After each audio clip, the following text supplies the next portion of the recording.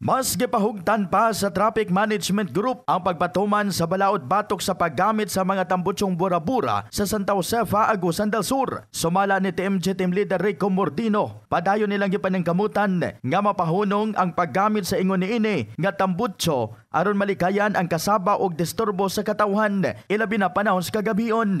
Sa tan-aw nako sir, naana lang sa mga diri sa lungsod sa sentro na lang sa mga 30% yun ang may bura-bura. Panagsa na lang yun ang magdala og motor nga dunay gitawag nga improvised muffler or bura-bura.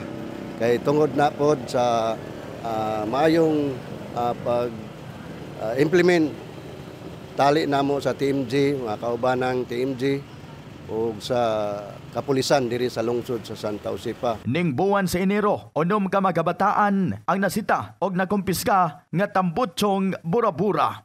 Bulan sa Enero, I think mga unom ka buok ang among nadakpan. Apil na dito sa Barangay Sayon kay ang Barangay Sayon karon sir, nagkuan po sila og balaod, no? Sa Barangay Sayon, panguluhan sa ilang barangay captain, pub, banghilisan og mga barangay opisyal nga naghimo po sila og balaod nga mudako po sila sa maong bura-bura. Gani doon na pa ay penalty nga 200 pesos o doon ay 2 ka oras nga community service. So katong higayon na nga adto mi didto o pag nag-checkpoint uban ang kapulisan diri sa lungsod Santa Josefa, doon ay minadakpan nga dito dapita 5 ka buok na bura-bura. Usa sa mga nakasinati sa kasaba mao si Freddy Lubos. Matod niya, dako ang epekto sa kasaba ilabi na panahon sa kagabion. Dili nako katulog sir kun madisturbo na akong tulog. Dugang niya, angay lang matod pa nga hataga nagkasulbaran ang nasangpit mismo nga problema. Kuwaon gid na sir. Kay ginabawal man gyud na. Dapat iko nato butang nato sa mayo nga kuan.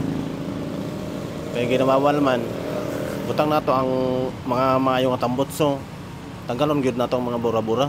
Suliran gihapon hangtod sa pagkakaron ang problema sa bura-bura ning nasangpit mismo nga lungsod.